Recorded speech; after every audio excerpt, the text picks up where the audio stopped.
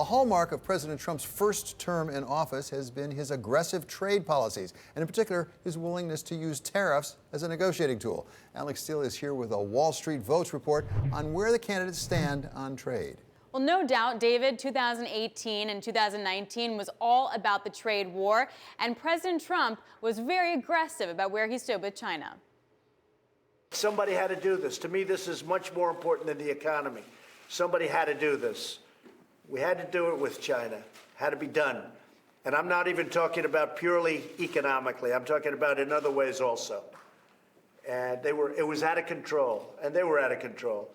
For President Trump, this is what had to be done. Shrinking the trade deficit. This is a trade deficit between the U.S. and China. The deeper the red it goes, the more we buy from China, the less China buys from us. Now, to give us some perspective here, over the first 11 months of 2019, we had $562 billion. That was already more than what we saw in all of 2016. So we haven't solved the problem yet, but it is shrinking. And part of that has to do with the fact that we're basically importing less, and also things like exporting more oil and products, etc. Now, of course, there's economists that question, is this really a good metric to measure a trade deal by? You could make the argument that the wider the trade deficit is, the more your country is actually growing and buying. However, needless to say, there are lots of areas that could see a nice big boost in terms of GDP because of the trade deal in terms of the phase one. This comes from Bloomberg Economics, and the white line takes a look at the agricultural exports to China, what they're promising to buy, which is $40 to $50 billion more over the next 2 years.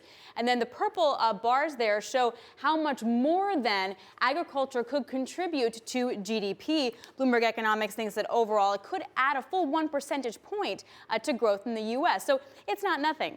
So where do the candidates actually stand on all of this? Well, as you can expect, it's pretty much divided. So in more the centrist area, you have Mike Bloomberg and former Vice President Joe Biden both wanting to work with the world/allies to pressure China to de-escalate those trade tensions. What's interesting about Senator Sanders and Senator Warren is that they also tie a lot of the trade to things like climate change, which I found particularly interesting.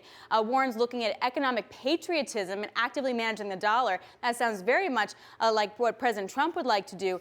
And Bernie Sanders is looking at things like poverty, income inequality, all due to free trade policy and wanting to reverse that. In fact, he blames China for all the manufacturing jobs that the U.S. has actually bled. So a stark divergence there. One working with the rest of the world, and one seems to be ardently against it.